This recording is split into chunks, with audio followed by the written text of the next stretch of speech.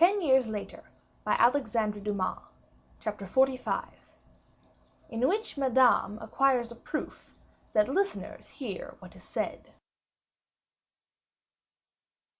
There was a moment's silence, as if the mysterious sounds of the night were hushed to listen, at the same time as Madame, to the youthful, passionate disclosures of De Guiche.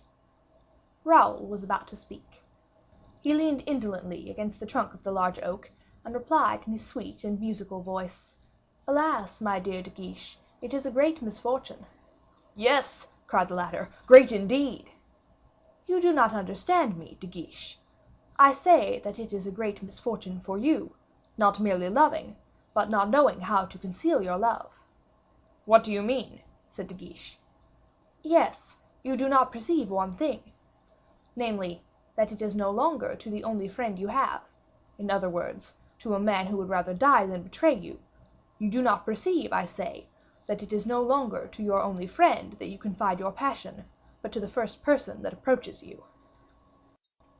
"Are you mad, Bragelonne?" exclaimed De Guiche, "to say such things to me?" "The fact stands thus, however." "Impossible! How, in what manner can I have ever been indiscreet to such an extent?" "I mean that your eyes, your looks, your sighs, proclaim, in spite of yourself, that exaggerated feeling which leads and hurries a man beyond his own control. In such a case he ceases to be master of himself. He is a prey to a mad passion that makes him confide his grief to the trees or to the air from the very moment he has no longer any living being in reach of his voice. Besides, remember this: it very rarely happens that there is not always someone present to hear, especially the very things which ought not to be heard." De Guiche uttered a deep sigh. "Nay," continued Bragelonne, "you distress me. Since you return here, you have 1,000 times, and in 1,000 different ways, confessed your love for her, and yet, had you not said one word, your return alone would have been a terrible indiscretion. I persist, then, in drawing this conclusion, that if you do not place a better watch over yourself than you have hitherto done, one day or other something will happen that will cause an explosion. Who will save you then? Answer me. Who will save her? For, innocent as she will be of your affection will be an accusation against her in the hands of her enemies."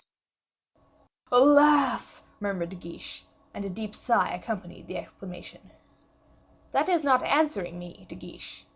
"Yes, yes." "Well, what reply have you to make?" "This, that when the day arrives I shall be no more a living being than I feel myself now." "I do not understand you." "So many vicissitudes have worn me out. At present I am no more a thinking, acting being. At present the most worthless of men is better than I am. My remaining strength is exhausted. My latest formed resolutions have vanished, and I abandon myself to my fate. When a man is out campaigning, as we have been together, and he sets off alone and unaccompanied for a skirmish, it sometimes happens that he may meet with a party of 5 or 6 foragers, and, although alone, he defends himself. Afterwards, 5 or 6 others arrive unexpectedly. His anger is aroused, and he persists. But if 6, 8, or 10 others should be met with, he either sets spurs to his horse, if he should still happen to retain one, or lets himself be slain to save an ignominious flight. Such, indeed, is my own case. First I had to struggle against myself, afterwards against Buckingham. Now, since the king is in the field, I will not contend against the king, nor even, I wish you to understand, will the king retire, nor even against the nature of that woman. Still I do not deceive myself. Having devoted myself to the service of such a love, I lose my life in it." "It is not the lady you ought to reproach," replied Raoul, "it is yourself." "Why so?" "You know the princess's character. Somewhat giddy, easily captivated by novelty, susceptible to flattery, whether it come from a blind person or a child. And yet you allow your passion for her to eat your very life away. Look at her, love her if you will, for no one whose heart is not engaged elsewhere can see her without loving her. Yet, while you love her, respect, in the first place, her husband's rank, then herself, and lastly your own safety." "Thanks, Raoul." "What for?" "Because, seeing how much I suffer through this woman, you endeavor to console me; because you tell me of all the good of her you think, and perhaps even that which you do not think." "Oh," said Raoul, "there you are wrong, comte. What I think I do not always say, but in that case I say nothing. But when I speak, I know not how to feign or to deceive, and whoever listens to me may believe me." During this conversation, Madame, her head stretched forward with eager ear and dilated glance, endeavoring to penetrate the obscurity, thirstily drank in the faintest sound of their voices. "Oh, I know her better than you do, then," exclaimed Guiche. "She is not merely giddy, but frivolous. She is not only attracted by novelty, she is utterly oblivious, and is without faith. She is not simply susceptible to flattery, she is a practiced and cruel coquette. A thorough coquette, yes, yes, I am sure of it. Believe me, Bragelonne, I am suffering all the torments of hell. Brave, passionately fond of danger, I meet a danger greater than my strength and my courage. But believe me, Raoul, I reserve for myself a victory which shall cost her floods of tears." "A victory?" he asked. "And of what kind?" "Of what kind, you ask?" "Yes." "One day I will accost her, and will address her thus: 'I was young, madly in love. I possessed, however, sufficient respect to throw myself at your feet, and to prostrate myself in the dust if your looks had not raised me to your hand. I fancied I understood your looks. I rose, and then, without having done anything more towards you than love you yet more devotedly, if that were possible, you, a woman without heart, faith, or love, in very wantonness, dashed me down again from sheer caprice. You are unworthy, princess of the royal blood though you may be, of the love of a man of honor. I offer my life as a sacrifice for having loved you too tenderly, and I die despairing you." "Oh!" cried Raoul, terrified at the accents of profound truth which De Guiche's words betrayed. "I was right in saying you were mad, Guiche." "Yes, yes," exclaimed De Guiche, following out his own idea. "Since there are no wars here now, I will flee yonder to the north, seek service in the Empire, where some Hungarian, or Croat, or Turk will perhaps kindly put me out of my misery." De Guiche did not finish, or rather, as he finished, a sound made him start, and at the same moment caused Raoul to leap to his feet. As for De Guiche, buried in his own thoughts, he remained seated, with his head tightly pressed between his hands. The branches of the tree were pushed aside, and a woman, pale and much agitated, appeared before the two young men. With one hand she held back the branches, which would have struck her face, and with the other she raised the hood of the mantle which covered her shoulders.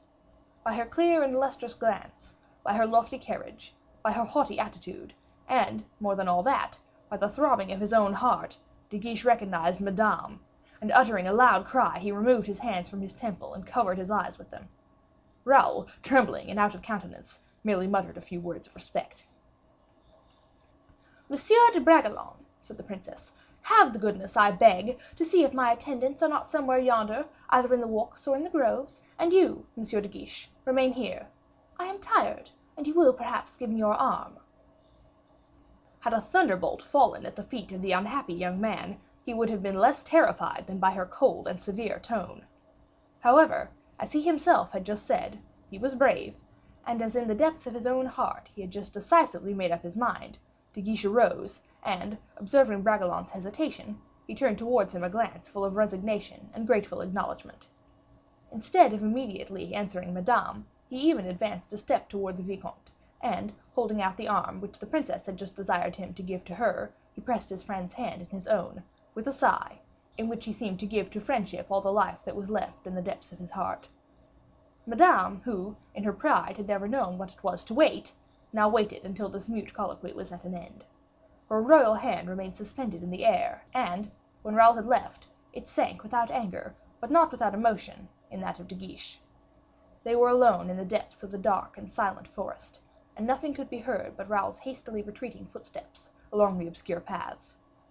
Over their heads was extended the thick and fragrant vault of branches, through the occasional openings of which the stars could be seen glittering in their beauty. Madame softly drew De Guiche about 100 paces away from that indiscreet tree which had heard, and had allowed so many things to be heard, during the evening, and leading him to a neighboring glade, so that they could see a certain distance around them, she said in a trembling voice, "I have brought you here, because yonder, where you were, everything can be overheard." "Everything can be overheard, did you say, Madame?" replied the young man mechanically. "Yes." "Which means," murmured De Guiche. "Which means that I have heard every syllable you said." "Oh, heaven!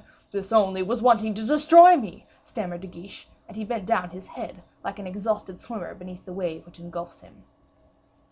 "And so," she said, "you judge me as you have said?" De Guiche grew pale, turned his head aside, and was silent.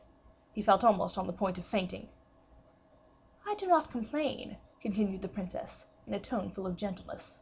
"I prefer frankness that wounds me to a flattery which would deceive me. And so, according to your opinion, Monsieur de Guiche, I am a coquette and a worthless creature."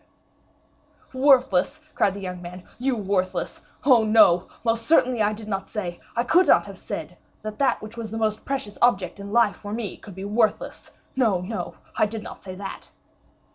"A woman who sees a man perish, consumed by the fire she has kindled, and who does not allay that fire, is, in my opinion, a worthless woman." "What can it matter to you what I have said?" returned the comte. "What am I compared to you, and why should you even trouble yourself to know whether I exist or not?" "Monsieur de Guiche, both you and I are human beings, and knowing you as I do not wish you to risk your life. With you I will change my conduct and character. I will be, not frank, for I am always so, but truthful. I implore you, therefore, to love me no more, and to forget utterly that I have ever addressed a word or a glance towards you." De Guiche turned round, and, bending a look full of passionate devotion upon her, "You," he said, "you excuse yourself, you implore me?" "Certainly, since I have done evil, I ought to repair the evil I have done. And so, comte, this is what we will agree to. You will forgive my frivolity and my coquetry. Nay, do not interrupt me. I will forgive you for having said I was frivolous and a coquette, or something worse, perhaps. And you will renounce your idea of dying, and will preserve for your family, for the king, and for our sex, a cavalier whom everyone esteems, and whom many hold dear." Madame pronounced this last word in such an accent of frankness, and even of tenderness, that poor De Guiche's heart felt almost bursting.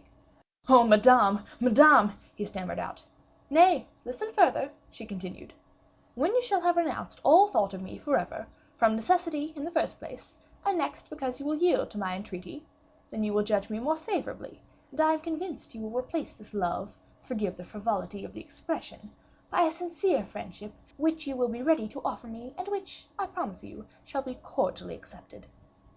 De Guiche, his forehead bedewed with perspiration, a feeling of death in his heart, and a trembling agitation through his whole frame, bit his lip, stamped his foot on the ground, and, in a word, devoured the bitterness of his grief.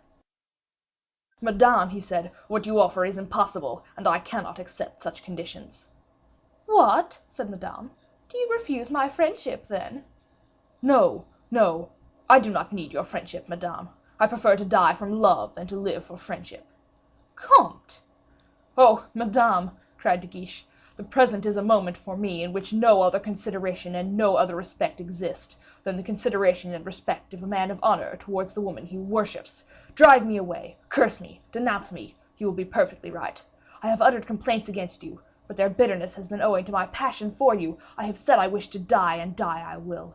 If I lived, you would forget me, but dead, you would never forget me, I am sure." Henrietta, who was standing buried in thought, and nearly as agitated as De Guiche himself, turned aside her head, as but a minute before he had turned aside his. Then, after a moment's pause, she said, "And you love me, then, very much?" "Madly, madly, enough to die from it, whether you drive me from you, or whether you listen to me still." "It is a hopeless case," she said, in a playful manner, "a case which must be treated with soothing application. Give me your hand, it is as cold as ice." De Guiche knelt down and pressed to his lips not one but both of Madame's hands. "Love me, then," said the princess, "since it cannot be otherwise." And almost imperceptibly she pressed his fingers, raising him thus, partly in the manner of a queen, and partly as a fond and affectionate woman would have done. De Guiche trembled from head to foot, and Madame, who felt how passion coursed through every fiber of his being, knew that he indeed truly loved. "Give me your arm, comte," she said, "and let us return." "Ah, Madame," said the comte, trembling and bewildered, "you have discovered a third way of killing me." "But happily it is the slowest way, is it not?" she replied, as she led him toward the grove of trees they had so lately quitted. Chapter 46.